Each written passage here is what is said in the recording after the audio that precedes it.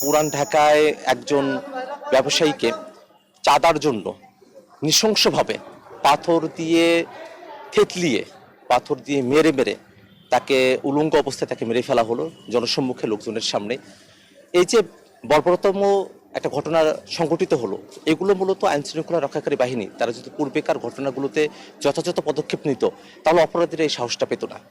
অপরাধের মানসিকতা সম্পূর্ণ মানুষ সব সমাজেই থাকে, কিন্তু অপরাধকে নিবৃত্ত করার জন্য, অপরাধকে একটা ডিটারেন্সের জায়গায় তৈরি করার জন্য যদি আইন শৃঙ্খলা রক্ষাকারী বাহিনী তারা সর্বাধিক সচেষ্ট ভূমিকা পালন করে, তারা যদি তাদের জায়গা থেকে কোনোরূপ ছাড় না দেয়, সেক্ষেত্রে কিন্তু অপরাধীরা অপরাধ করার সুযোগটাই পায় না। স্বরাষ্ট্র উপদেষ্টাকে আমরা বলতে চাই, তিনি যেন তার বাহিনীকে সঠিকভাবে কাজে লাগান। শুধুমাত্র অভ্যুত্থানের সময়কালে চা পান বিড়ি খেয়ে পুলিশেরা সময় কাটিয়ে দিবে সেটা আমরা প্রত্যাশা করি না।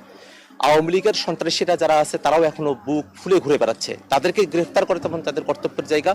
ঠিক তেমনই ভাবে এখন বাংলাদেশকে যারা অস্থিতিশীল করতে চায়, বাংলাদেশে চাঁদাবাজির মতো ঘটনা ঘটাতে চায়, বাংলাদেশের মানুষদেরকে যাচ্ছে তাই ভাবে দিনে দুপুরে খুন করতে চায়, তাদেরকে গ্রেফতার করা পুলিশের দায়িত্ব। পুলিশ যেন তাদের দায়িত্বের ব্যাপারে সচেষ্ট থাকে।